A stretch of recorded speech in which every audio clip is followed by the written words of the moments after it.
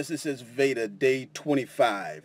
I'm sitting here in my car and I'm thinking about one thing that can help get good at Excel is to inherit spreadsheets from people who are better than you. Or even if they just do something different. They don't have to be better. Just looking at other people's spreadsheets, that can help a lot. Because I can show you, say, a count A or a sum ifs. I can show you that. I can give you some examples. But think about it like somebody who has to practice, and then there's the real deal, an athlete, and then here comes their match or the game, or a musician who's learned, say, the Dorian mode. Okay, there's the Dorian scale, but then how does that fit in a song, in a good song? So when you dissect a good song, or how a boxer counterpunches, or what a boxer's defense is like, then you really see how things show up in real life. Because rarely will there be a count A that sits by itself. And I'm going to show you some formulas that have different components that do different things. Because a lot of times there is just a simple formula of count something. But then there might be a trigger in there that says don't count if the day is 30 days behind today. So that's a thing that's saying count just today and 30 days back. But then what if there is an error? Well, then you might have an if error wrapped around everything. But you'd see that in complex spreadsheets that other people build. And yeah, really, when you look at just somebody else who does something completely different, they might have a different way. Because people have different styles as well. Some people can put things in a big, huge formula, and other people will use helper columns. And it helps to see the pros and cons there, and again, how other people do it. And check out some of the bloggers who will let you download their workbooks. Kevin Larabase is a good one. Alex Powers, I do a lot of that. Excel is Fun, Mike Gervin, he allows you to download his workbooks. But I think Kevin Larabase does a really good job because he builds tools. And so you can see how the tool hangs together. You know, not just the standalone examples, but, you know, when you have different pieces that have to interact together, the formulas get more complex. So let's go for a quick drive. Then I'll show you some formulas.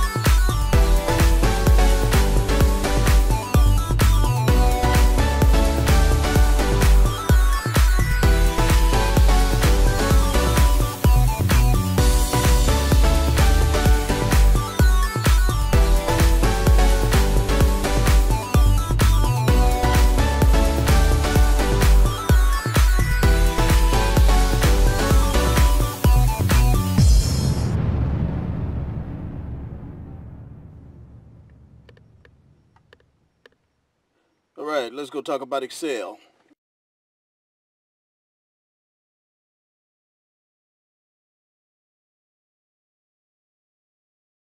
In this workbook, we have meals, and this is for randomizing meals for a cafeteria. Okay, over here in B10, we have this formula. This is index table 1. There's a rand between and a count A. Now, count A counts the non-empty cells in a range. And the range that is doing count A in is in table 1 in this menu.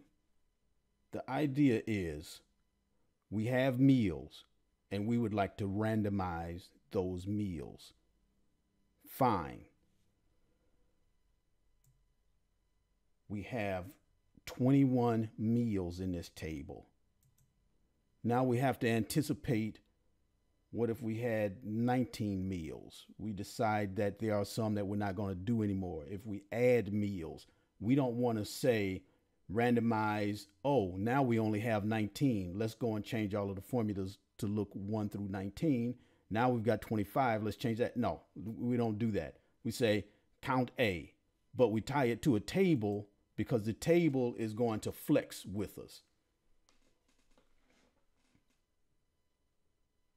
And then if we look back at the formula, there's a rand between.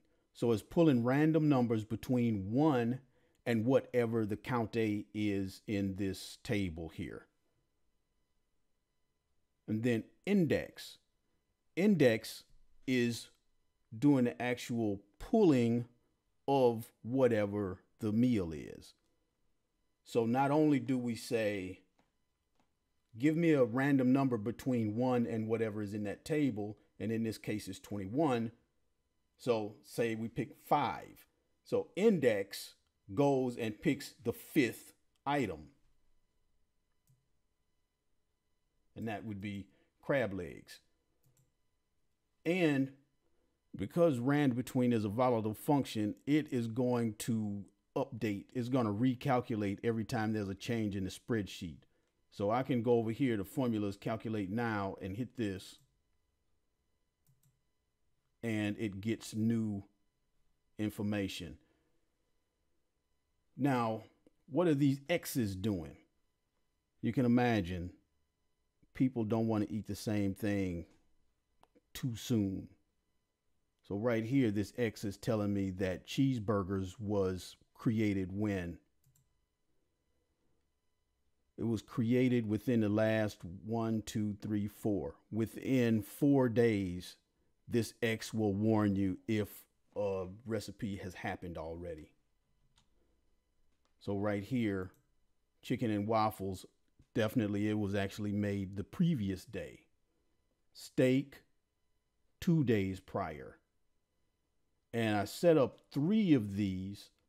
I built it this way so that we don't have to create a formula that will calculate the perfect schedule of meals over a period of time.